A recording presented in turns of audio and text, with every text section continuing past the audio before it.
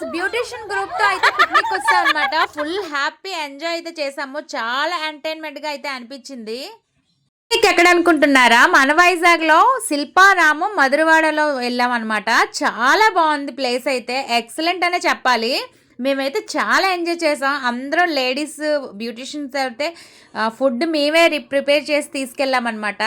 Full day log మీరు చూడాలనుకుంటే కింద లింక్ని టచ్ చేస్తే వీడియో వచ్చేస్తుంది, వెళ్ళి చేసేయండి. ఫుల్ వీడియో చూసేయండి. చాలా హెమీగా ఫుడ్ తయారు చేసుకొని అయితే వచ్చేసాము.